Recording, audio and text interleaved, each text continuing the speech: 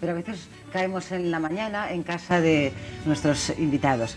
Hoy estoy frente a uno de esos hombres cuya apabullante biografía hace que yo intente sintetizársela a ustedes. Esto, dicho sea de paso, en su honor, porque a mí me gustaría leérsela entera, pero no nos cabe en todo el programa. Así que he elegido para relatarles un poco lo más importante.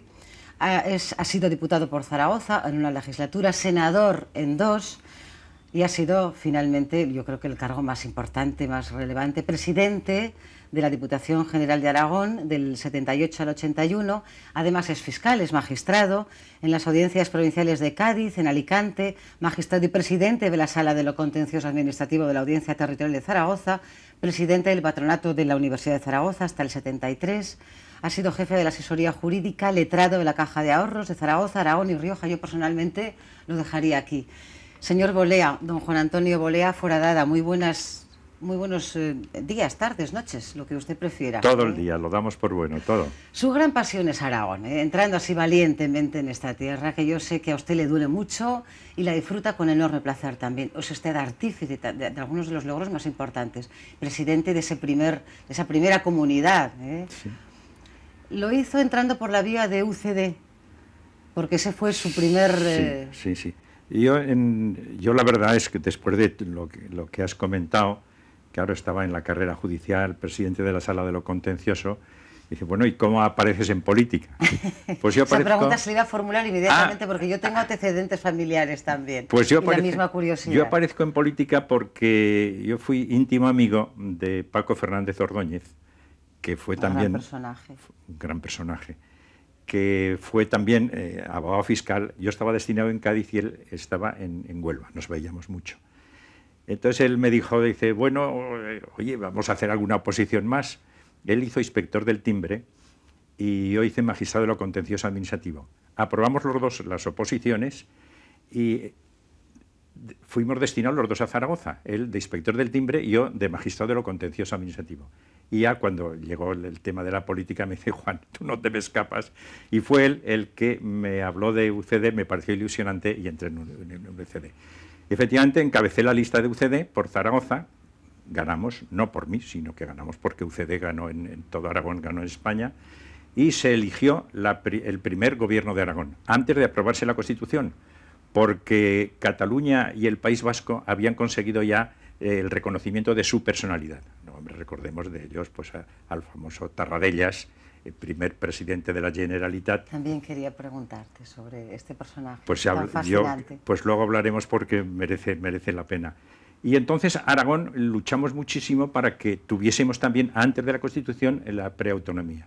Y fuimos inmediatamente después del País Vasco, de Cataluña, con Valencia, Canarias, y nosotros, los demás fueron muy por detrás, que conseguimos el reconocimiento de Aragón con su personalidad jurídica, la instauración de la Diputación General de Aragón y la elección del primer presidente, que tuvo lugar en la iglesia de San Pedro de los Francos, que por cierto se está ahora reconstruyendo en Calatayud.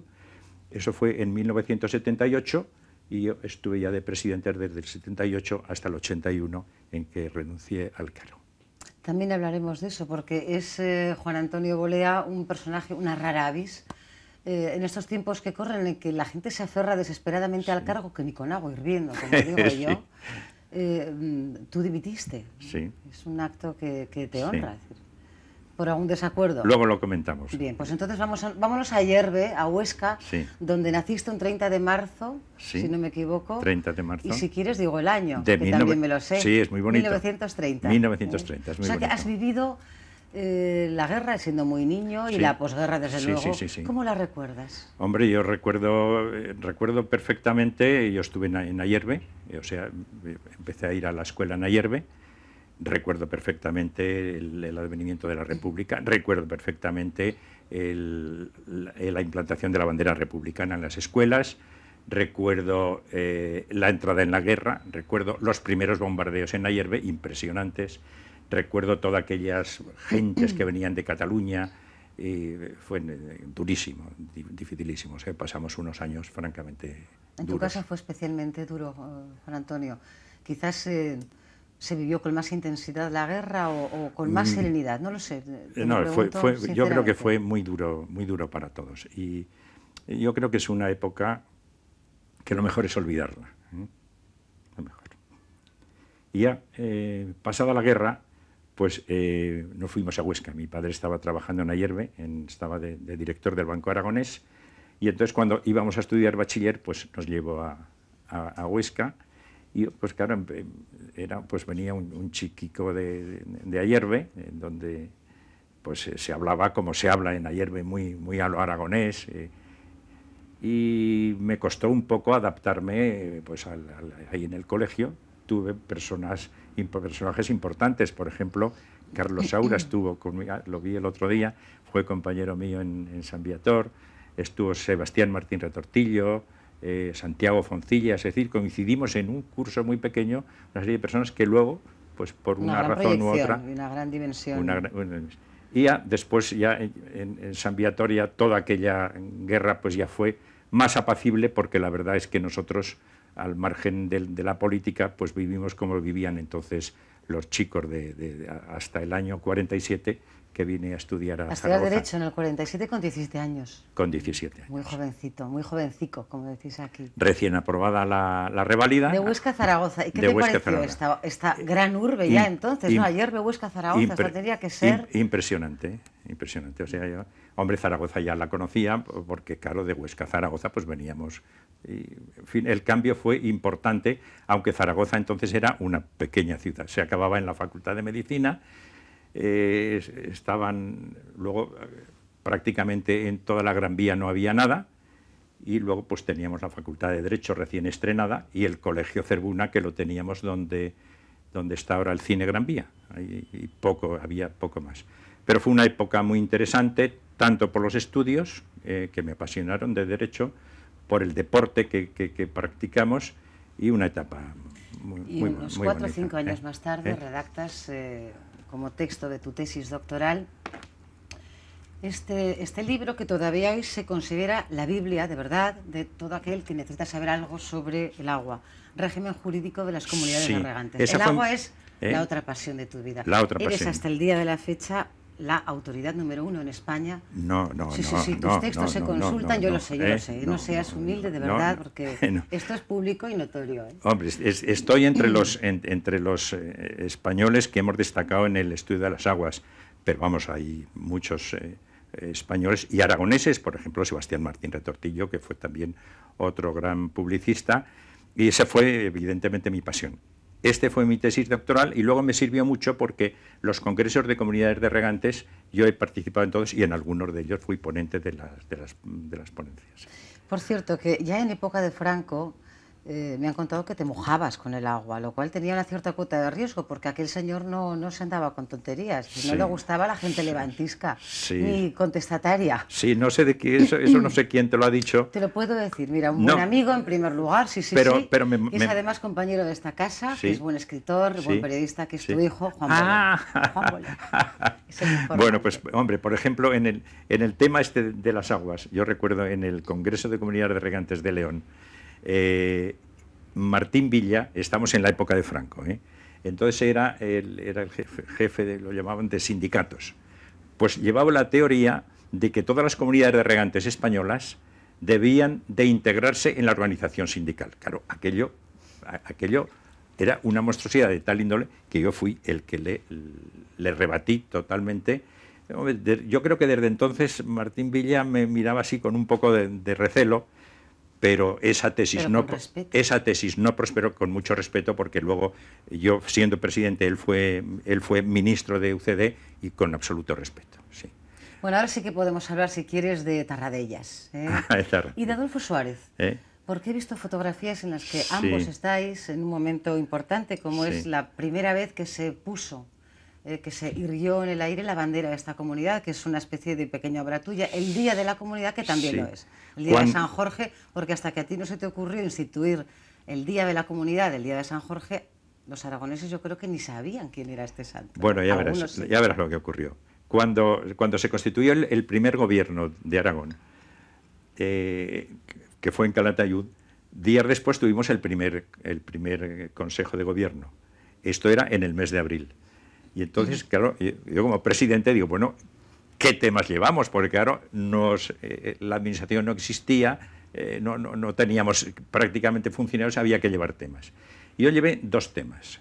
Primer tema, definir cuál era la bandera de Aragón, que no había hasta entonces, no estaba muy claro, porque había unos que querían uno, aunque realmente la opinión mayoritaria es que la bandera de Aragón es la cuatribarrada, la bandera de Aragón de siempre. Esa fue mi primera propuesta, que fue admitida por todos los compañeros del UCD y del PSOE, y la segunda fue la de declarar Día de Aragón el día de San Jorge. Yo creo que había que recuperar signos de identidad, y ese me parecía muy importante, entre otras cosas, porque esto era el 16 o el 17 de abril y el 23 era San Jorge. Y digo, pues bueno, esto nos viene redondo. Y entonces propusimos también la primera gran manifestación aragonesista, que se celebró también el día de San Jorge. De modo que, hombre, San Jorge, pues en Huesca se celebraba mucho, en Zaragoza no tanto, pero fue admitido, y desde entonces San Jorge es el patrono de Aragón.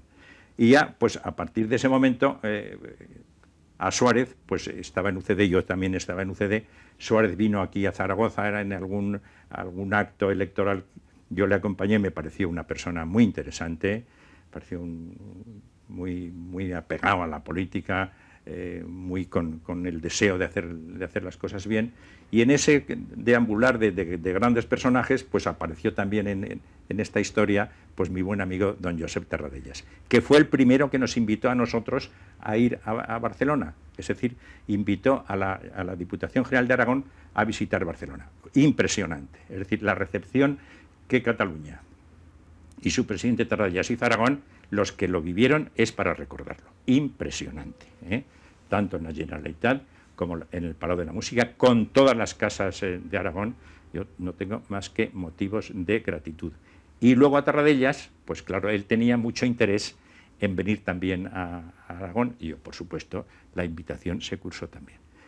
Y estuvo Terradellas con nosotros 3 días, e hicimos una declaración conjunta muy valiente, porque no se había aprobado la Constitución todavía cuando vino aquí Terradellas, y nosotros, que se estaba discutiendo si había que ir por el 40.143 o por el 151, pedíamos que Cataluña y Aragón, por su gran personalidad histórica y por todo, pues debían de tener la máxima autonomía. Y eso lo firmamos juntamente. Y eso en el partido ya no cayó tan bien. A Terradellas le gustó muchísimo, a mí me gustó muchísimo. En el partido, en Unión de Centro Democrático, ya eso ya no cayó. Bueno, una de las razones por las que yo sé, que también me lo han contado, esta vez el informante no es Juan, que venían mucho a estas casas porque tu mujer, Charo, hace unos huevos fritos con longaniza, aquí se hacían sesión continua. Sí. Les dabais además, porque creo que al principio, como presidente, gastos de representación 0, un sueldillo magro, un coche de segunda mano, un R12 de segunda mano, y no sé si llegabas a pagar de tu bolsillo alguna que otra cosa. La verdad es que fue... Qué distinto de la parafernalia. No, es que bueno, es que era así, tenía que ser así. Y bueno, sí, lo del coche es cierto, nos dejaron un coche de la Diputación Provincial que estaba abandonado, pero que nosotros le dimos un brillo y tal, y luego cuando llegábamos por ahí decían, vaya coche que lleva el presidente. Bueno, pero ciertamente pues lo hicimos así, muchas cosas en casa. Aquí muchas reuniones, el mismo Terradellas cuando vino aquí, una de las comidas fue en casa. Creo que es totalmente original, porque me estaban diciendo, y se gastan el dinero del pueblo y tal, y me dijo, oye, mejor en casa. Vamos a que vengan. Y aquí todos los periodistas estuvieron aquí, y con Terradellas, hombre, estuvieron representantes de los partidos, Ángel Cristóbal, en fin, que de los distintos partidos estuvieron en la comida aquí en casa, y luego todos los periodistas estuvimos en este mismo salón, tuvimos una reunión, con lo cual les pareció pero en fin, es que era una etapa difícil, no había medios económicos y lo único que teníamos que hacer era esa ilusión, y en ilusión no nos ganó nadie. De eso estoy segura, y eso que había que ponerse de acuerdo, pero me parece que era más fácil entonces, que los partidos políticos os pusierais más jóvenes, estrenando un poco la vida, ¿no? Sí. Yo tenía ganas de preguntarte si con respecto a UCD y concretamente a la figura de Adolfo Suárez, a la que conociste bien, hemos sido justos los españoles, si le hemos podido reconocer, o hay que esperar a que se muera como eternamente sucede en este país, cosa a la que uno ya no está tan dispuesto, para admitir que hizo una magnífica transición y que realmente le debemos un clima de serenidad en el que se produjo yo lo quise mucho todo ese trasvase político. Lo quise mucho a Adolfo Suárez porque me pareció una persona muy honrada y luego familiarmente ya lo hemos visto también con una vida muy dura, o sea que... Muy dura. Y entonces yo creo que los españoles le guardamos un gran recuerdo. Sobre todo para mí lo que fue un milagro es que este hombre ciertamente pertenecía al movimiento nacional, era el jefe del movimiento nacional. Y yo creo en las primeras reuniones que yo no era del movimiento nacional, en fin, no era de nada, porque yo era magistrado y estaba totalmente al margen de la política y por encima de la política.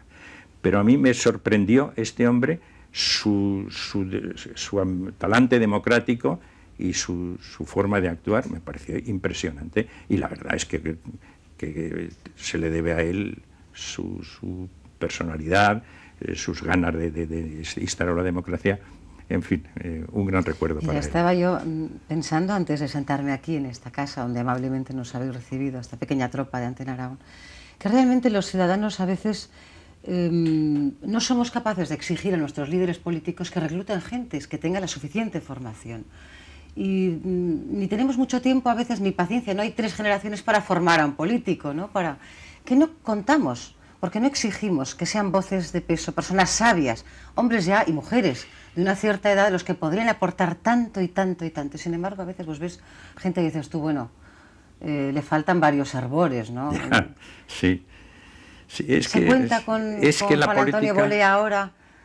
Hombre, por parte del PAR, que es el partido en el que estás. Yo he estado, después de cuando yo presenté la renuncia, que no sé si es el momento ahora que te cuente previamente. Íbamos a llegar en cualquier caso. Íbamos a llegar en cualquier caso. Pues efectivamente, después yo he estado en el PAR y estoy en el PAR. No estoy ahora como diputado, porque, pues hombre, pues porque los años pasan. Aunque yo creo que me encontraba en plena forma. Yo sinceramente le encuentro a usted francamente bien. En plena forma, muchas gracias. Pero vi cuando que los jóvenes hay que renovar, bueno, pues vamos a renovar. Yo lo sentí mucho en esta legislatura, que fue la época que había que criticar una vez más o que oponerse al trasvase. Yo hubiera disfrutado muchísimo, porque claro, al trasvase me puse 2 veces y con UCD, y lo echamos atrás de la Diputación General de Aragón. Como debe ser. Como debe ser, es decir, hubo el UCD quiso poner en marcha el trasvase, las obras del Cherta-Calij, y eso lo paramos desde la Diputación General de Aragón, pero lo paramos a lo bárbaro, con el director general de Obras Hidráulicas diciendo, oye, o paráis esto o te levantamos a Aragón. Y aquello se paró. Y al siguiente, cuando se estableció una partida importante para el trasvase del Ebro, también desde aquí esa partida se quitó. Y aún hubo un nuevo intento, que fue el mini trasvase a Tarragona, que desde la Diputación General me opuse, y luego en el Senado también. Ahí se produjo una cosa interesante. El mini trasvase a Tarragona se aprobó. Se aprobó con los votos de Unión de Centro Democrático, pero hubo 3 senadores de Unión de Centro Democrático, Fernando Herreiz, José Luis Moreno Pérez Caballero, que falleció desgraciadamente, y Juan, que votamos en contra de UCD. Aquello, yo no sé si se ha vuelto a repetir, pero el número que a mí me montaron, esto es para vivirlo, ¿verdad? Para vivir cuando veían que, claro, 3... de Unión de Centro Democrático votaban en contra. Votos a favor, nosotros los 3 sentados. Votos en contra, los 3 levantados. Aquello fue impresionante. Estoy muy orgulloso. Hasta el día de hoy. Estoy muy orgulloso. ¿No? Es para estar orgulloso. Este fue uno de los motivos en que luego yo, al presentar la renuncia. Llegamos a esa renuncia, que yo decía antes, es tan raro encontrar a un político a esas alturas, a esos niveles, que diga, me voy. Ahí se quedan ustedes. Yo, contra prácticamente todo el partido de Unión de Centro Democrático, incluidos los de Aragón, yo siempre luché por la máxima autonomía.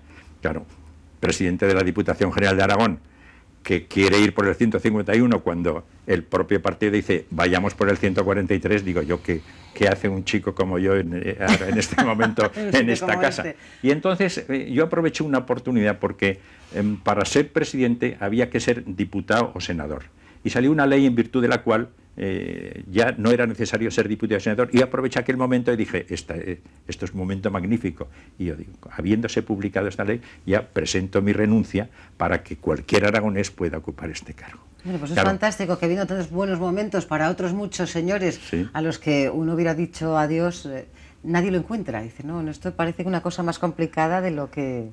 Bueno, mira, ¿sabes? Pero mira, Marcruz, esto yo creo que hice bien renunciando, porque claro, ¿qué hubiera hecho yo ahí oponiéndome? Hubiera sido horroroso. Y además los aragoneses, yo creo que ahora ha pasado ya años, y ten en cuenta que estamos hablando de hace 20 y tantos años y que muchos chicos que están estudiando ahora prácticamente tenían 2, 3 o 4 años. Pero yo cuando voy por Aragón, pues la verdad es que noto que un afecto, una naturalidad que me llena de satisfacción y digo, oye, ha valido la pena el trabajar sencillamente y honradamente. Pues escribió un poeta portugués, todo vale la pena, Pessoa, cuando el alma no es pequeña. Hay que tener el alma grande para hacer una cosa así. Si te parece, podemos pasar a otras Honduras, las personales. Este hombre está casado con una gaditana. Yo tengo la teoría de que una vez que conoces a un maño, date ya por asentado definitivamente en Zaragoza. Sí. Charo, con la que has tenido 6 hijos, que curiosamente son 6 artistas, ¿no? A ninguno le he dado por la política. Bueno, Juan. Pero la siguen, la siguen de cerca. Juan estuvo también una temporadita, se salió. Sí, no, pero fue como independiente y el hombre. Como independiente. Sí. Pues mira, yo fui destinado como abogado fiscal a Cádiz. Conocí a Charo, pues entonces Charo tenía 20 años. El otro día me decía, oye, que hace ya, no sé ya cuántos años, ya muchos, más de 40 y tantos años. Digo, pero será posible, Juan. 40 y tantos años que dice, sí. Y la verdad es que Charo vino muy contenta a Zaragoza y bueno, y aquí está feliz. Y buena prueba de ello son estos 6 hijos. Me decía Juan hijo, que les has educado con mucha liberalidad. Pero ¿qué consejo o qué estructura, porque más que consejo, ¿no? Una estructura, qué forma de pensamiento has tratado de inculcarles a todos? Primero, para que salgan tan artistas y tampoco políticos como conjunto de familia. Sí, bueno, lo de artistas yo creo que es un poco por Charo, por su madre de vena artística. Y luego en el tema liberal, sí, yo siempre me he considerado, hombre, cuánta gente lo dice, yo no soy político, yo soy un liberal. Pues yo soy un liberal, ciertamente. Y a los chicos, pues, han estado aquí con toda naturalidad. Y he tenido con ellos momentos difíciles. Los chicos en la época de Juan y de José era muy dura, ¿eh?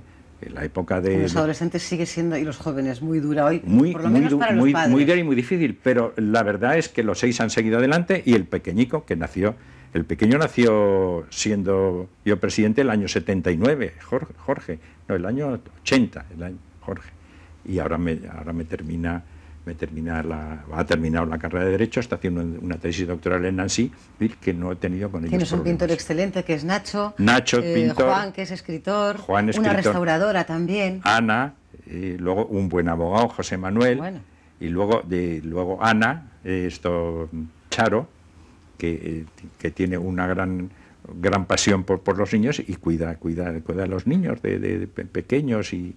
Bueno, pasión que es compartida por el abuelo. Pasión compartida. Y ahí sí, de verdad, que podemos contarlo abiertamente, se le cae literalmente la baba cuando ve a sus nietos, y no es para mí, los demás bien guapos, chavales, ¿eh? Pues tengo 7 ahora, y luego ahora voy a tener, me ha anunciado Charo que vamos a tener el 8º. Enhorabuena. Pero que el 8º va a ser una chinita. Ah, adoptada. Bueno, pues también es una idea estupenda. Hay otra pasión que me gustaría contar a nuestros espectadores, que son los chopos. Se ríe porque yo cuando me lo contaron pensé, bueno, será el placer de un hombre ya de estado, aunque ya está retirado de estas lides, de pasear por... No, pero los talas. Los talas, o sea que mira, se hace negocio con los chopos. Mis padres son de Puello de Santa Cruz, al lado de Monzón, en Ribera del Cinca. Y bueno, ahí tienen sus pequeñas tierras y bueno, hemos sido familia de labradores. Hoy pues lo dividieron entre los 3 hijos, entre los 3 hermanos que somos, y la parte que me tocó a mí, yo dije, bueno, ¿y aquí qué hago yo con esto? Y entonces planté 4 hectáreas de chopos que los corté el año pasado. El año pasado y este año, vamos, los he cortado a los 12 años. Y a mí muchas veces cuando me dicen, oye, es que la agricultura en Aragón, digo, pues, ostras, la agricultura en Aragón, Digo, plantar chopos en tierra de regadío donde no se pueden plantar hortalizas. Aquí hay cultivos como la alfalfa, el maíz, pero los chopos Aragón sería la gran chopera de Europa. Hay mucha agua. Y a mí un buen amigo, que fue el que me ha comprado los chopos, que es el de Industrias Monzón de Ateca, un gran profesional, pues me dijo esto, dice: Juan, es que los chopos tienen un gran porvenir. Y luego, cuando cortaron los chopos, me he enterado de algo que ahora lanzo un mensaje a los políticos aragoneses. Tanto en Navarra como en La Rioja, en este momento están subvencionando la plantación de chopos y están subvencionando también la corta de los tocones, que eso es muy caro. Después, una vez que se cortan, hay que quitar los tocones. Pues eso, en La Rioja y en Navarra está subvencionado. Me lo dijo el chico que me vino a cortar los chopos. Y digo, pues aquí en Aragón, qué gran idea, con estos grandes territorios que tenemos, qué ocasión para hacer grandes plantaciones. Yo te imaginaba sentado leyendo uno de tus clásicos debajo de alguno de estos rumorosos chopos. Dicen que los chopos son tierra adentro, el rumor del mar, ¿no? con la brisa, pero la verdad es que no. Sin embargo, sí quiero saber acerca de estas lecturas. ¿Qué es lo que nos enseñan los clásicos, que sin duda hemos olvidado en parte? Sí, bueno, a mí lo que me pasa con la lectura ahora, Charo es muy aficionada a leer y lee muchísima novela moderna y supermoderna. Y yo estoy como estancado, es decir, pues, hombre, las novelas de Juan las leo con muchísimo gusto y me parecen muy buenas. Pero en mis lecturas estoy un poco estancado. O sea, por ejemplo, en literatura, pues me quedo en la literatura española, en la literatura francesa, que tanto me gusta, etcétera, pero me quedo de 1900 al principio de 1900, del siglo XIX, y en toda esa etapa. Los clásicos castellanos, pero del siglo pasado, ¿no? Hombre, y de los actuales, hombre, leo alguno, por ejemplo, yo de los actuales, para mí el favorito es Delibes, ¿verdad? Pero es que me gusta mucho incluso coger libros ya clásicos, coger literatura griega, en Retratos Perdidos, pues es que es como una distracción, como una serenidad. La novela actual, pues no es que no me guste, es que no he entrado en ella. Y eso se puede compaginar, es perfectamente compatible incluso con ser un magnífico deportista, porque también me han dicho que lo del tenis se te da maravillosamente. El deporte, a la vista está. El deporte ha sido una parte importantísima de mi vida. Mira, yo jugué a baloncesto cuando vine aquí, jugué en el Zerbuna, hicimos la unión de Zerbuna con Helios, fuimos campeones de Aragón en baloncesto.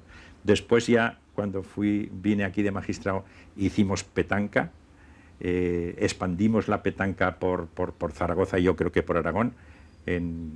Fuimos los primeros que jugamos. Jugué el campeonato de España y luego el tenis que sí, lo sigo practicando, pues sigo ahí con mis amigos, con Higinio, con Polo, con Samu, todos los amigos, Fernando Lavena, que viene también algunas veces a jugar, pues bueno, una serie de personas que 2 o 3 días a la semana no nos los quita nadie.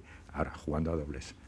En individuales ya no aguanto. Bueno, una última pregunta, Juan, y ya de verdad que te dejamos en paz con tantas cosas, con tantos nietos, con tanta vida, con tanta historia, y ya formas parte de ella y es un placer conocerte. Cada paso es más apasionante que el anterior.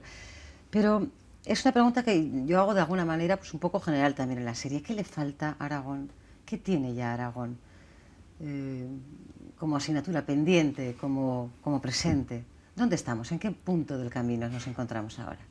En Aragón lo que tenemos que hacer un poco, desde mi punto de vista, es impulsar un poco más nuestra propia fuerza. A mí me decía uno de Puey de Santa Cruz, con mucho conocimiento, cuando se hablaba, dice: oye, es que la gente aquí no es tan emprendedora como en otros sitios. Digo, ¿y esto a qué se deberá? Yo no estoy de acuerdo. No, espera. Pero es que me dijo, no, pasa esto. Dice, ¿sabes por qué? Dice, porque vivimos muy bien. Es que, y eso es verdad. Dice, tú fíjate aquí mismo en el pueblo, aquí es que todo el mundo vive muy bien. Y como vive muy bien, dice yo, ¿para qué me voy a complicar más la vida? Bueno, esto es una anécdota. Pero, sin embargo, las ideas tienen que prosperar. Ahora, por ejemplo, por comentar alguna, estoy leyendo ahora, por ejemplo, que el balneario de Panticosa va a ser lo que tiene que ser, o sea, un centro en toda Europa impresionante. Bueno, pues hemos tenido Panticosa allí, pues 30 o 40 años, que aquello era una pena. ¿Y qué hacemos aquí? Que si construimos, unos que no quieren construir, o sea, no poniéndonos nunca de acuerdo. Lo que debemos hacer los aragoneses es ponernos de acuerdo, tener iniciativas y seguir adelante. Aragón saldrá adelante porque se vive muy bien, es una región o una comunidad importante, una comunidad con mucha vitalidad, y yo creo que no nos van a cambiar. Somos como somos y tampoco podemos estar ahí castigándonos. Somos gente trabajadora, gente sana, y yo creo que Aragón pues tira para adelante y tirará bien. Nos tenemos que marchar ya, y es una lástima porque yo quisiera haberte dedicado, no sé, muchísimo tiempo, muchas horas. Ahora, cuando paren las cámaras y se corte el sonido y se vaya ya la luz, definitivamente seguiremos charlando porque es un placer, de verdad. Pero quiero dejarte como obsequio una guía de Aragón que tú conoces tan bien y amas mucho más, y también un pequeño obsequio, yo creo que es muy bonito, ¿eh? Digamos que está teniendo mucho éxito en nuestra serie, que es este lápiz de Faber-Castell, con sus aderezos en plata, para que tomes nota minuciosa de todas las maravillas que aún tiene que ofrecerte la vida, y yo espero que sean frecuentes, que sean diarias y que sean generosas, ¿eh? Gracias, pues Juan Antonio Bolea Foradada, por recibirnos en tu casa. Te lo agradezco muchísimo, lo mismo a Antena de Aragón, y permíteme que yo os corresponda también con este modesto libro de los riegos de Aragón, que creo que también te servirá para conocer un poco nuestra tierra. Pues de verdad que lo pienso leer y ya lo comentaremos. Muchísimas gracias. Gracias, vosotros, Juan, y hasta siempre. Gracias. De amor en los hierros de tu reja, de amor escuché la triste queja, de amor que sonó en mi corazón, diciéndome así con su dulce canción.